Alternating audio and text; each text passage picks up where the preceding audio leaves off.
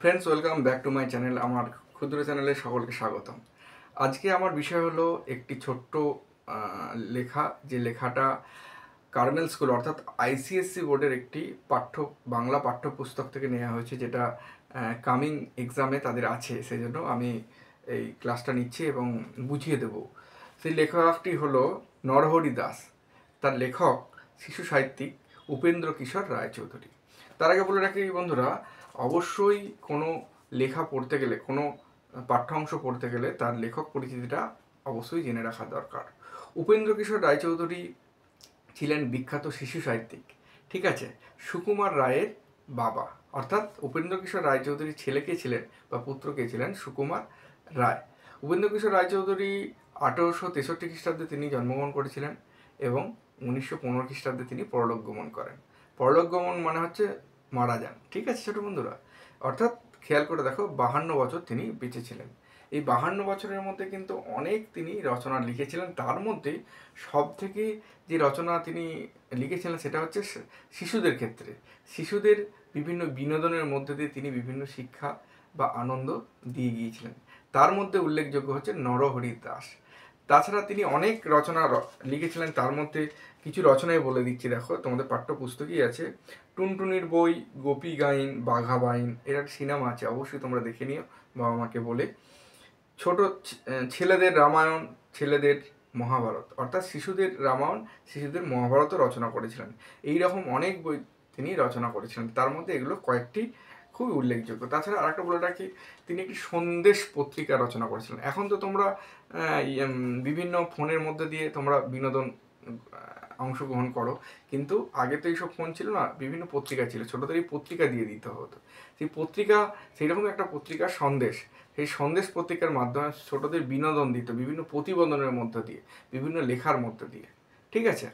এরপর বলে রাখি, উপেন্দ্র কিশোর রায়চৌধুরী তিনি ছবি আঁকতেন। দেখবে তার বিভিন্ন লেখার পাশে পাশে অনেক ছবি থাকতো, সেগুলো সম্ভবত তারই লেখা। এরপর বলে রাখি, এই যে আমরা নরহরি দাস পাঠ্যাংশটা পড়ব, নরহরি দাস হচ্ছে একটি ছোট ছাগলের নাম, ঠিক আছে। এই কবিতার, এই লেখার মধ্যে দিয়ে লেখক একটা জিনিস বুঝিয়ে দিয়েছে।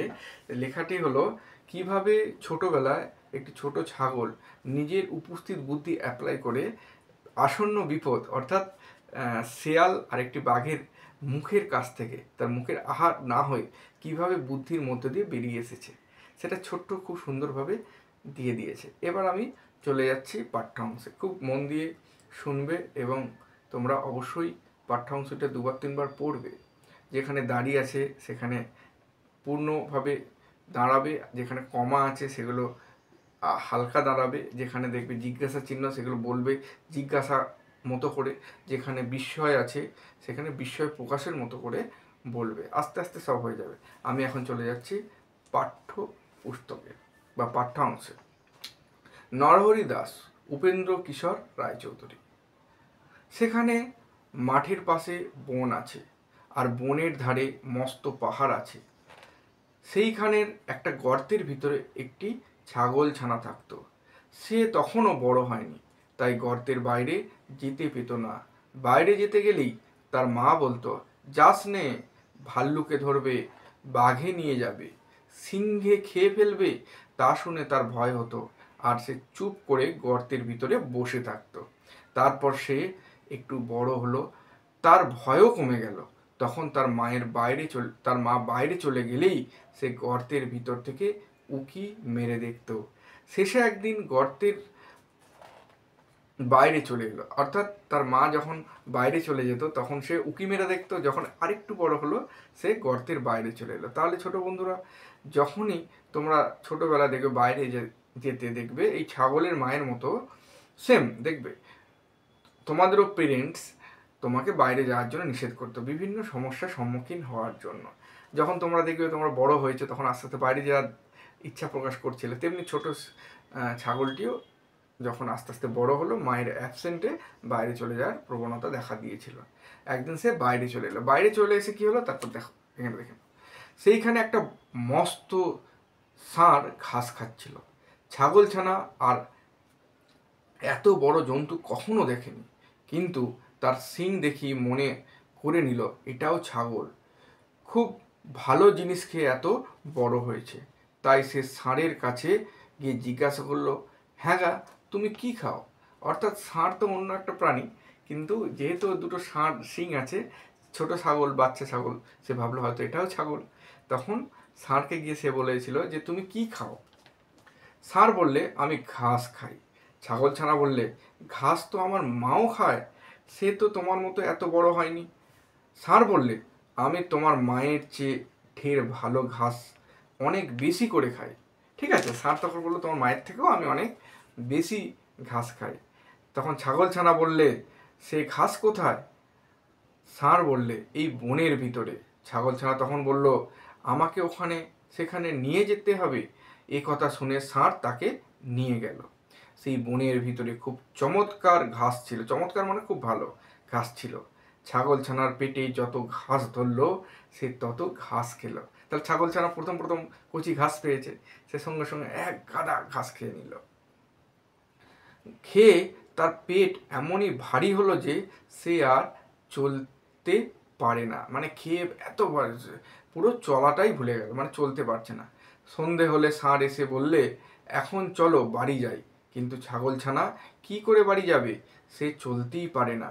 তাই সে বললে, তুমি যাও, আমি কাল যাব। তাহলে ছাগলছানা তার ষাঁড়কে বললো, তুমি চলে যাও, আমি এত ঘাস খেয়েছি, আমি আর যেতে পারবো না। তখন ষাঁড় চলে গেল। ছাগলছানা একটি গর্ত দেখতে পেয়ে তার ভিতরে ঢুকে রইল। অর্থাৎ ছাগলছানা গর্তের ভিতরে একটি গর্ত পেল, সেই গর্তের ভেতরে ঢুকে আশ্রয় নিল রাতটা কাটানোর জন্য। সেই গর্তটা কার জানো? সেই গর্তটা হচ্ছে শেয়ালের। দেখো, শেয়াল যখন এলো কি ঘটনা ঘটলো। সেই গর্তটা ছিল এক শেয়ালের। সে তার মামা বাঘের বাড়ি নিমন্ত্রণ খেতে গিয়েছিল। তাহলে শেয়াল কোথায় গিয়েছিল? তার মামা কে ছিল? বাঘ, বাঘের বাড়ি নিমন্ত্রণ খেতে গিয়েছিল। অনেক রাত্রে ফিরে এসে দেখে তার গর্তের ভিতর কি রকম একটা জন্তু ঢুকে রয়েছে। ছাগলছানাটা কালো ছিল, ছাগলছানাটা তো খুব কালো। তাই শেয়াল অন্ধকারের ভিতর কালো অন্ধকারের ভিতর ভালো করে দেখতে পেল না। সে ভাবলো বুঝি রাক্ষস হবে। তখন যেহেতু কালো দেখলো ছানাটা অন্ধকারে, তার আকৃতি বুঝতে পারলো, তখন বললো হ্যাঁ, তো রাক্ষস ফাক্ষস হতে পারে। তাই মনে করে সে ভয়ে ভয়ে জিজ্ঞাসা করলো, গর্তের ভিতর কেউ? দেখো জিজ্ঞাসা চিহ্ন, গর্তের ভিতরে কেউ? দেখো পরেরটা, তখন ছাগল বুদ্ধি দীপ্ত অ্যান্সার দিল। দেখো, ছাগলছানাটা ভারী বুদ্ধিমান ছিল। সে বললে, লম্বা লম্বা দাড়ি, ঘন ঘন নাড়ি, সিংহের মামা আমি নরহরি দাস, 50 বাঘে মোর এক এক গ্রাস। অর্থাৎ সে ছাগলছানাটা বললো, আমার বড় বড় দাড়ি, আমি ঘন ঘন নাড়ি, সিংহের মামা আমি নরহরি দাস, আমার নাম নরহরি দাস, আমি সিংহের মামা, আমি এত বড়, আমার এক একটা খাবলে 50টা বাঘ খাই আমি। তখন স্বাভাবিক শেয়াল খুব ভয় খেয়ে গেল। শুনেই তো শেয়াল বাবা গো বলে সেখান থেকে দে ছুট। দেখা গেল বিস্ময়বোধক চিহ্ন আছে, এগুলো একটু খেয়াল করো। এমন ছুট দিল যে একেবারে বাঘের ওখানে গিয়ে তবে সে নিঃশ্বাস ফেললো, মানে এক নিঃশ্বাসে তার মামার বাড়ি চলে গেছে বাঘের কাছে। বাঘ তাকে দেখে আশ্চর্য হয়ে জিজ্ঞাসা করলে, কি ভাগ্নে, এই তো গেলে, আবার এখনই এত ব্যস্ত হয়ে ফিরলে যে? জিজ্ঞাসা চিহ্ন। শেয়াল হাঁপাতে হাঁপাতে বললে, মামা, সর্বনাশ হয়েছে, আমার গর্তে এক নরহরি দাস এসেছে। সে বলে কিনা সে 50 বাঘে এক গ্রাস। তাহলে নরহরি দাস একটা বড় রাক্ষস ভেবেছে। সে ভেবেছে এক খাবলে সে 50টা বাঘ খায় মামা, এত বড় একটা জিনিস এসেছে। তা শুনে বাঘ ভয়ানক রেগে গেল। বাঘ তো বনের একটা শক্ত সামর্থ্য প্রাণী, সে বাঘ আরও রেগে গেল, কে আমার থেকেও বড় প্রাণী এসেছে। তখন রেগে গেল, বটে, তার এত বড় স্পর্ধা, চলো ভাগ্নে, তাকে দেখাবো যেন 50 ভাগে তার এক গ্রাস। দেখবো কেমন 50 ভাগে তার এক গ্রাস। শেয়াল বললে, আমি আর সেখানে যেতে পারবো না।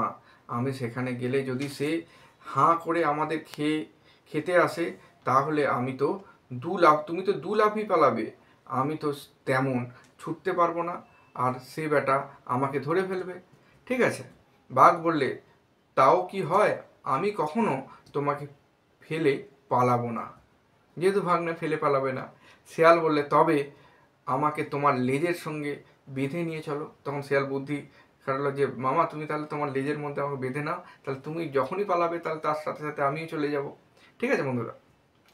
তখন বাঘ তো শেয়ালকে বেশ করে লেজের সঙ্গে বেঁধে নিয়েছে, আর শেয়াল ভাবছে এবারে আর বাঘ মামা আমাকে ফেলে পালাতে পারবে না। এমনি করে তারা দুজনে শেয়ালের গর্তের কাছে এলো। ছাগলছানা দূর থেকে তাদের দেখতে পেল। দেখতে পেয়ে শিয়ালকে বললে, তখন ছাগলছানা দেখতে পেয়ে দূর থেকে বাঘ আর শিয়াল এসেছে।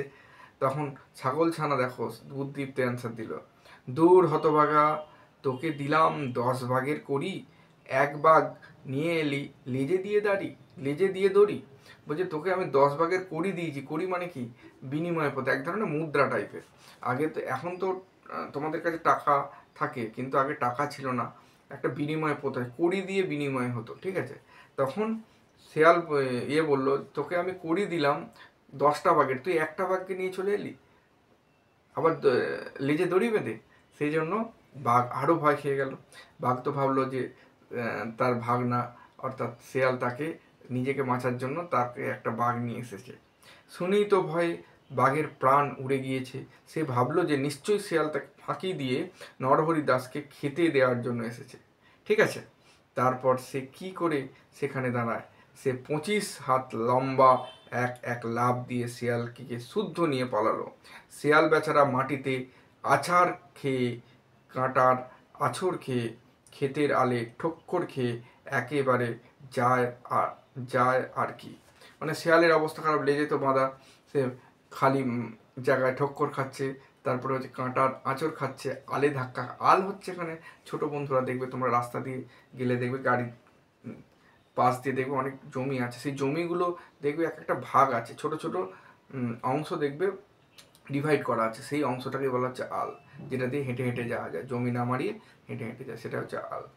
শিয়াল চেঁচিয়ে বলল, মামা আল, মামা আল।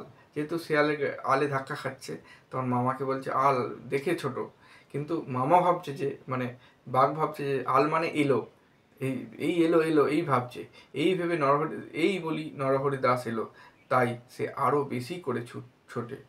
এমনি করে সারা রাত ছোটাছুটি করে সারা রাত ভয়ে ওরা ছোটাছুটি করলো। সকালে ছাগলছানা বাড়ি ফিরে এলো। শেয়ালের সেদিন ভারী সাজা হয়েছিল, শেয়ালের তখন মানে সাজা হয়েছিল। সেই থেকে বাঘের উপর তার এমনই রাগ হলো যে সে রাগ আর কিছুতেই গেল না। তাহলে সে তার মামার উপর এত রাগ করলো, বাঘের উপর এত রাগ করলো, শেয়ালের রাগ তার মাথা থেকে আর গেল না। তাহলে ছোট বন্ধুরা এখানে দেখো, ছোট্ট ছাগল তার বুদ্ধির মধ্য দিয়ে কীভাবে আসন্ন বিপদ, অর্থাৎ তাকে তো খেয়ে নিত বাঘ আর শেয়ালে, সেই বিপদ থেকে রক্ষা পেল। অবশ্যই লেখক এখানে তোমাদের এই শিক্ষাটা দিয়েছে যে বুদ্ধির মধ্য দিয়ে তোমাদের আসন্ন বিপদ থেকে তোমরা রক্ষা পেতে পারো, অর্থাৎ বুদ্ধি মাথা খেলিয়ে কাজ করতে হবে। অর্থাৎ এই অংশ থেকে তোমাদের একটা শিক্ষা অবশ্যই নেওয়া দরকার যে হঠাৎ কোনো জায়গায় বাইরে চলে যাবে না, এবং বাইরে গিয়েও যদি তোমাদের কোনো সমস্যায় পড়ো, তাহলে তোমাদের উপস্থিত বুদ্ধি অ্যাপ্লাই করতে হবে, সেই অ্যাপ্লাই করে তোমরা বাঁচতে পারবে। ঠিক আছে? ভালো থেকো, সুস্থ থেকো। এর প্রশ্নগুলো আমি পরের ভিডিওয়ে দিয়ে দেবো, কোনো অসুবিধা হবে না। আশা করি তোমাদের লাভই হবে এবং ভালোভাবে পড়াশোনা করতে পারবে। ঠিক আছে? আমার চ্যানেলটি সাবস্ক্রাইব করে নিও, তাহলে আমার ইন্সপিরেশন আরও বৃদ্ধি পাবে। ভালো থেকো, সুস্থ থেকো।